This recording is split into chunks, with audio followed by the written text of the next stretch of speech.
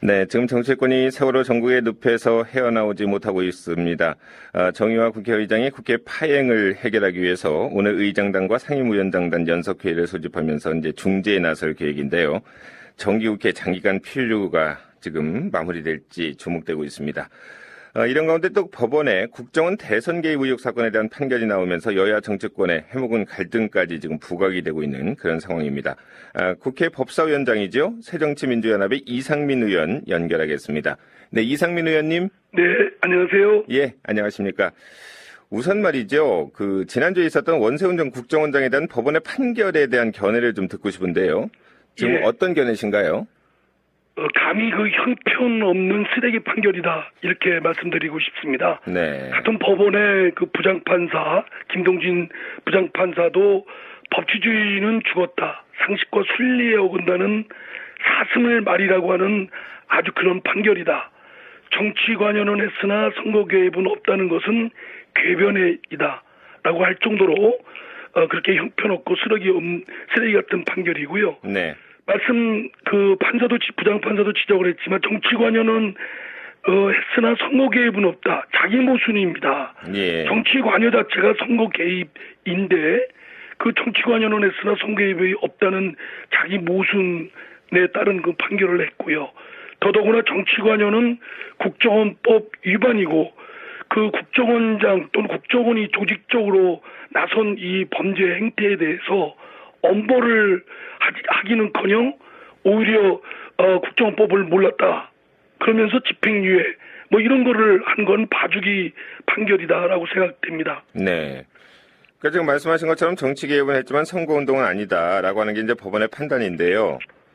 앞으로 상급심 재판에서도 좀 쟁점이 될 것 같은데 상급심의 어떤 재판 결과는 어떻게 좀 전망을 하시나요? 당연히 양식 있고 민주주의, 법치주의에 입각한 판사라면 당연히 상급심에서 이 형편없는 쓰레기 판결, 1심 판결을 바로 잡을 것이다라고 기대를 합니다. 네. 1심 판결 자체가 논리적으로 자기 모순이 있고 기존의 대법원 판례에도 정면으로 어긋나고 또 형량도 봐주기에 급급한 아주 그런 판결이고요. 네. 또 몇십 건에 만 건에 해당되는 트위터에 글을 올린 거는 아예 국정원법 선거법 위반 건에 대해서는 판결도 하지 않은 누락 부분이 있습니다. 네. 당연히 바로잡힐 것으로 기대합니다. 근데 일단 원세훈 전 국정원장은 당장 항소하겠다, 이런 뜻을 또 밝히고 있고요.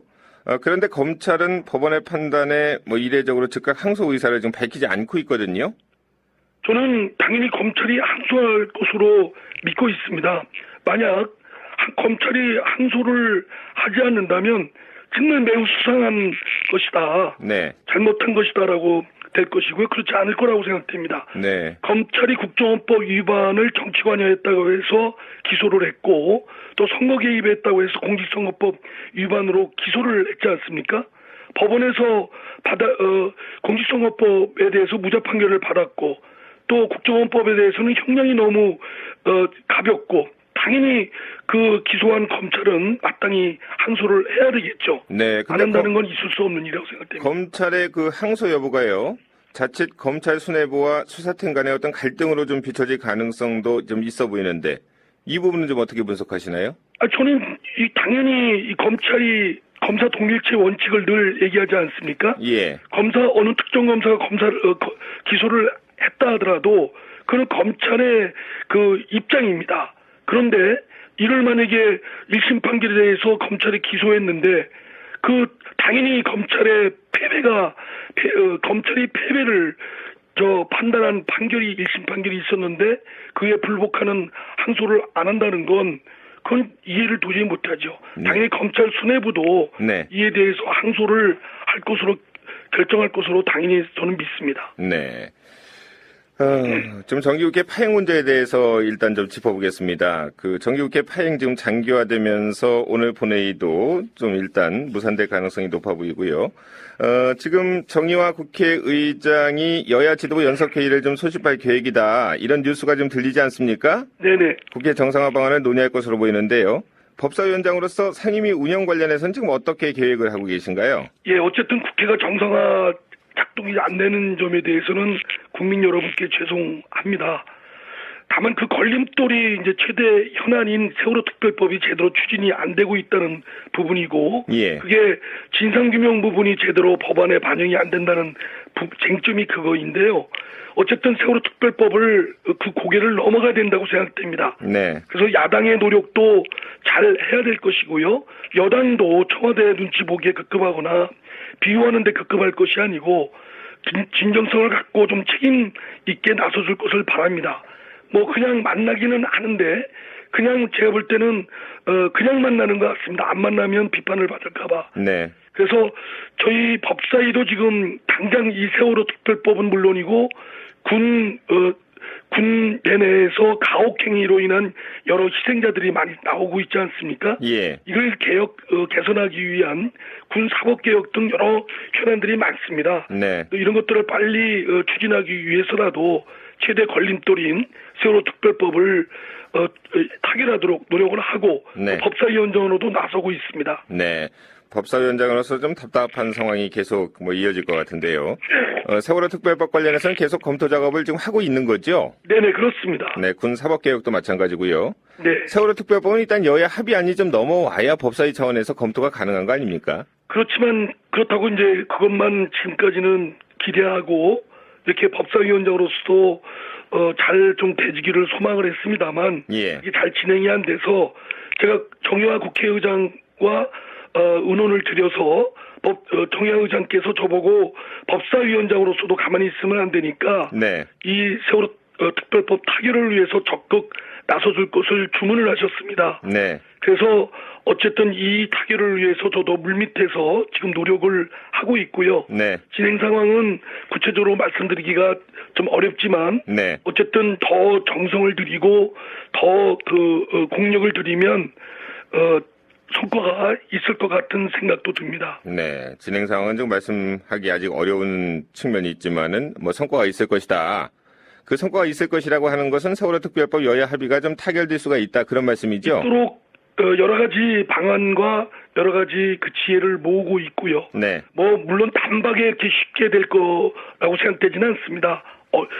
밑에 깔려 있는 것은 극도의 불신이 깔려 있기 때문에요. 예. 특히 피해자 유가족 측은 새누리당은 물론이고 우리 새정치민주연합에 대해서도 불신을 갖고 계시기 때문에 네. 그 불신을 어쨌든 거쳐드리고 이것이 계속 진상규명이 제대로 이루어지도록 정치권이 확실한 담보, 진정성 있는 담보가 필요하다고 생각됩니다. 네. 지금 이완구 원내대표 그리고 박영선 비대위원장 겸 원내대표 계속 만나고 있는 걸로 알고 있는데요. 비공식적으로 좀 협의를 하고 있는 거죠? 그런데 제가 보기에는 다람쥐 쳇바퀴 도는 논의만 되고 있는 것 같고 네. 그런 거에는 여러 가지 상황들이 겹쳐서 악영향을 주는 것 같습니다. 네. 수사권 기소권 문제에 대해서는 절충안이 전혀 없나요? 지금 이제 제 의견을 말씀드린다면 네. 몇 가지 보관이 있긴 한데요. 네네. 제가 지금 법사위원장으로서 세월호 특별법 타결을 위해서 나서고 있는 입장으로서 네. 섣불리 앞서 말씀드릴 형편은 아닌 것 같습니다. 네. 노력을 하고 여러 지혜를 모아 보겠습니다. 네. 나중에 법사위원장으로서 좀 타결이 되면 그리고 노력을 하시고요. 어떤 절충안을 내시면은 저희 방송에 나와서 좀 다시 한번 말씀을 그럼 해주시고요. 네네, 그렇게 하겠습니다.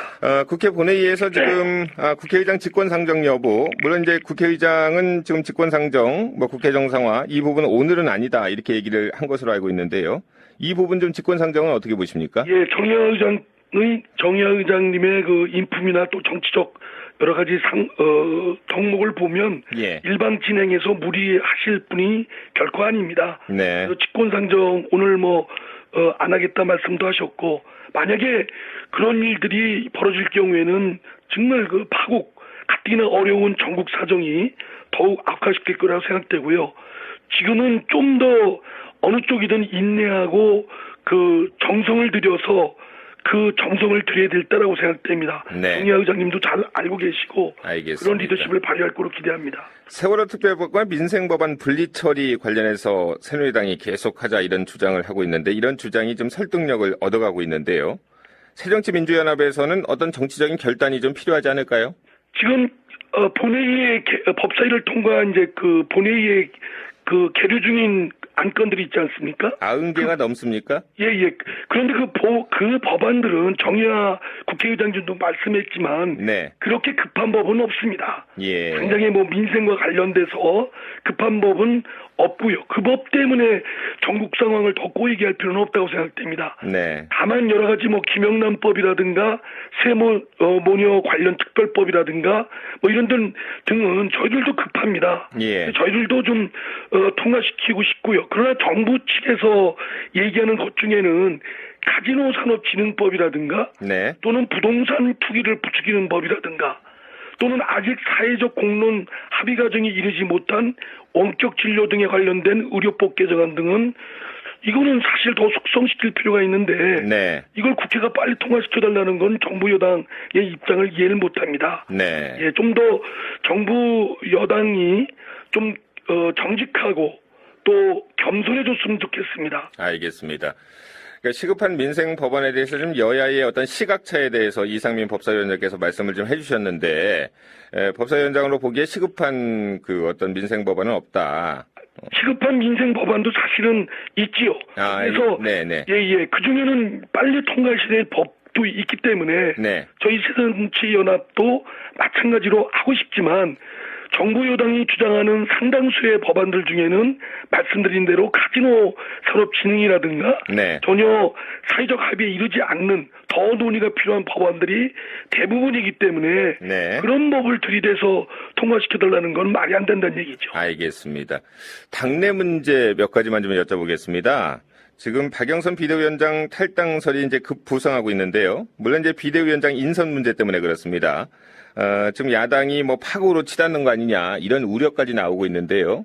이상민 의원께서는 어떻게 보십니까? 예, 다시 한번 국민 여러분들께 걱정 끼쳐드려서 죄송하고요. 예. 박영선 원내대표의 탈당설은 저는 근거 없는 것이다라고 생각됩니다. 지금 당의 원내대표이시고 네. 비대위원장까지 맡고 있는 분이 탈당으로 난다는 건 있을 수 없는 일이고요. 근데 차라리 스스로 나가겠다 이런 불만을 또 표출한 것으로 알려지고 있는데요. 글쎄요. 저는 박영선 원내대표가 매우 사력이 있고 정치력이 있는 분이기 때문에 예. 원내대표 지금 겸 그 비대위원장직을 맡고 있는 막중한 직책에 있는 분이 그런 경솔한 그런 것을 결정을 할 거라 생각되지 않고요. 다만 박영선 원내대표 및 비대위원장은 지금 상황이 책임을 묻는다라는 차원을 넘어서서 너무 엉키고 설켜 있고 예. 또 절차적 세월호 특별법 합의안 첫 번째, 두 번째는 물론이고 이번 비대위원장 파문에서 봤듯이 절차 과정에 좀 매우 중대한 결함이 있었습니다.